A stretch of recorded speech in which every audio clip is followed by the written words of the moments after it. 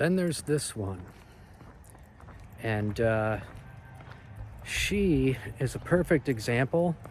She's like a poster dog for showing off how awesome prong collars are, because, you know, I can't remember what you guys told me. I'm pretty sure she's never been taught a specific command that means to her walk beside you, because she wasn't poorly behaved by any means on the walk, but she was kind of all over the place. I need to help you guys set some structure to your walk, like some rules and boundaries, so that the dog has to maintain a little bit better focus on you to be able to follow and comply with those rules, to either get something that she wants or to avoid something that she does not want. You know what I mean? We just have to figure out what motivates the dogs in these situations. Well, this dog does not care at all about food. No. Good. When she's out and about, especially in a new area. I've got a treat bag on me right now with good stuff in it, and she does not care. She's like, I don't care. I'm too overstimulated. But if you notice, she's not walking in front of me. Come on, heel. She follows my lead when I make a turn, and she's not trying to drift off into the grass to track or to mark, because I've set all these boundaries. Like, you have to actually stay beside me. That's what heel means. When a dog learns that and they understand that this is a non-negotiable command, you need to do it, they have to keep a certain amount of focus on you that takes away their ability to scan the neighborhood looking for something to trip out on. It takes away their ability to be able to lunge and snap and bark at passersby or objects or what have you. And so this is my first step in teaching reactive dogs to just chill out when we pass stuff. And a lot of it is done by developing some clear communication so I can teach her the rules to the walk. And then, after teaching that proactive stuff, then I start adding corrections for non-compliance. So in other words, I don't punish this behavior that I want to eliminate, the pulling on the leash, or, becoming reactive at something we pass, barking, lunging, pulling, whatever. What I'm punishing is the dog's failure to walk by my side. And that means it's always going to come a lot sooner than leash pulling or reactivity would. And when we keep the dog in this zone, where she has to check in with me, even if she's just glancing at my legs out of the side of her eye, she has to maintain an awareness of where I'm at in order to keep this perfect heel and avoid those little nips. And as you see, you can't see she's wearing a training collar, she's wearing a prong collar, but as you can see, I'm not yanking on a leash. I'm not, the goal here is to get and maintain the dog's focus by providing those little nips. It's not to be yanking a leash and making the dog yelp out, you know what I mean? So, nope, good. So when we see distractions and the dog starts to lose focus and drift off towards that, we don't wait for the dog to blow up or for the dog to get 6 feet away from us pulling on a leash. As soon as the dog starts to drift, it's just a little and literally all I'm doing with the leash right at the end of, normally I have a lot of slack, that nice J loop, but right at the end of that, I can just give a little flick with my wrist, and you see how amazingly well she responds to it.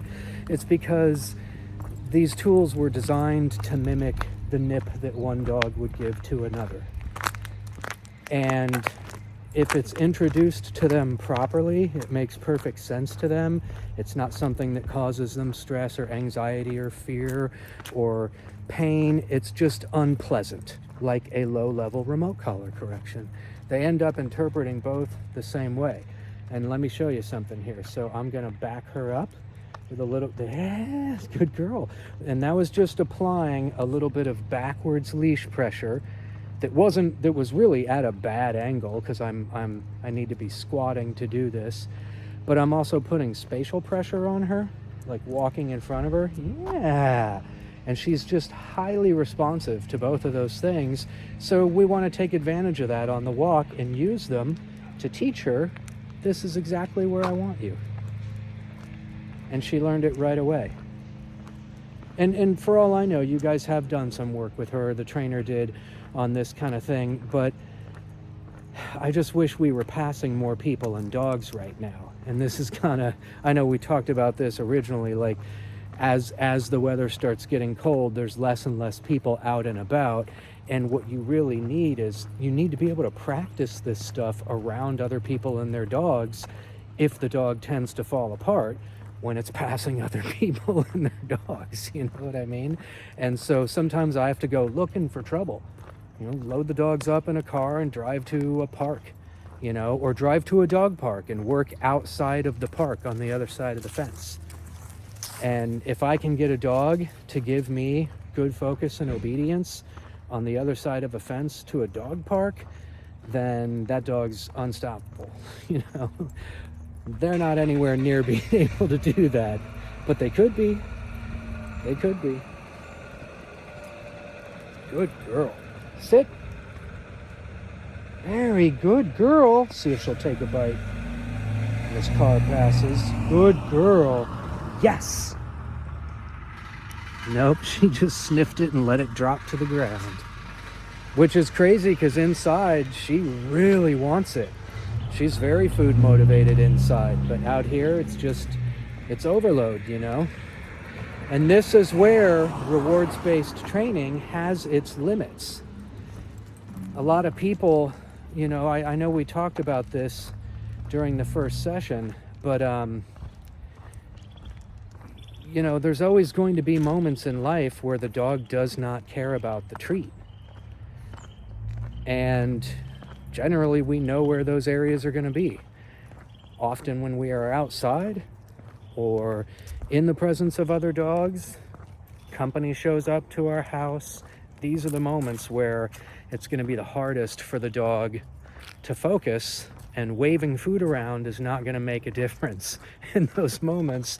Even if it was filet mignon, we'd be getting the same reaction. The dog wouldn't care. Or at best, maybe it would accept the food and then just go right back to whatever behavior you're working to eliminate would be. So, you know, there needs to be some counter conditioning involved, and that often, you know, contrary to popular belief, involves punishment. So, yeah, very good.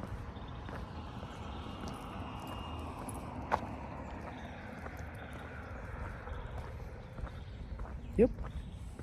Good girl. Very good.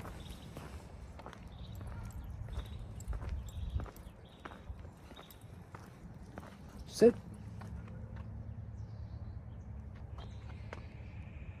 Good girl. So see, that time, it's just, you know, it wasn't even, that's not non-compliant, so I don't even correct that. It's really just her not hearing the command. She was a little drifted. I repeated it. I took a step backward to line up with her and just stare at her, and she's, oh, you want me to sit? She sits. Good. You know, it would be great if I could reward that with a piece of food, but she doesn't care about food right now. So I'm using, you know, very clear verbal markers, and we're just going to keep going. Yep. Very good.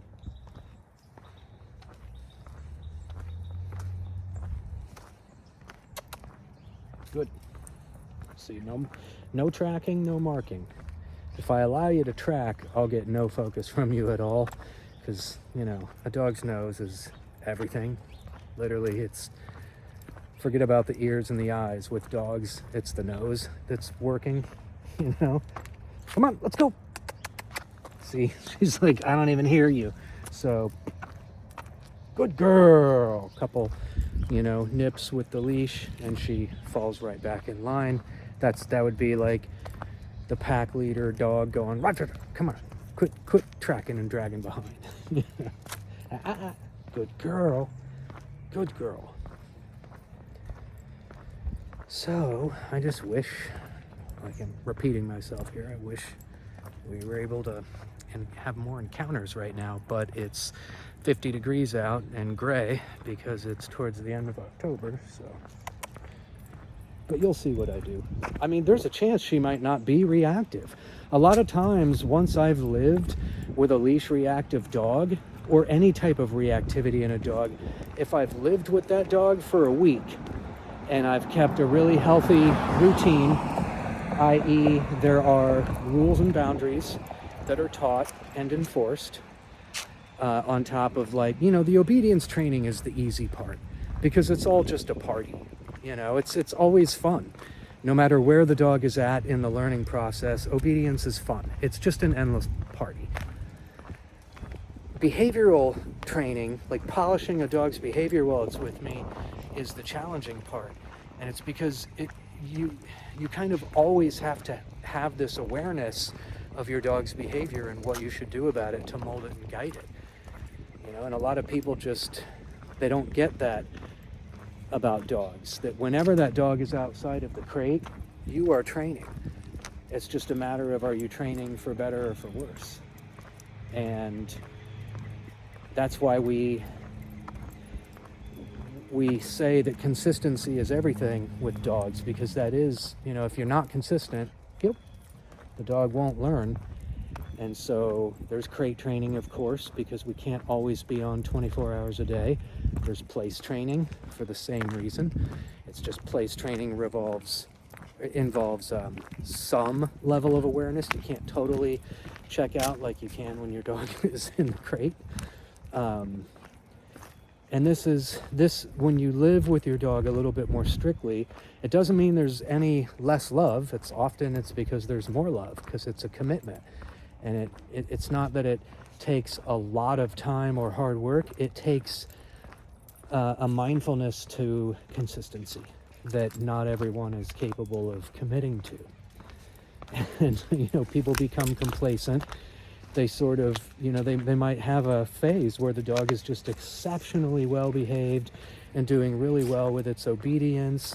And to the untrained eye, this is just the way they are.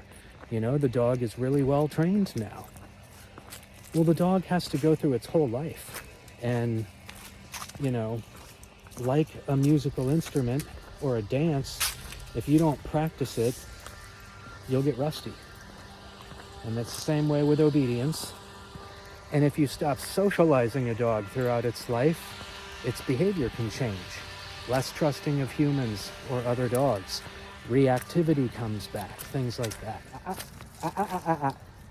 So she has to take a break, but it's on my watch, not hers. I get to tell her when to take a break, which will be, okay, you're free. Take a break right here. Take your break.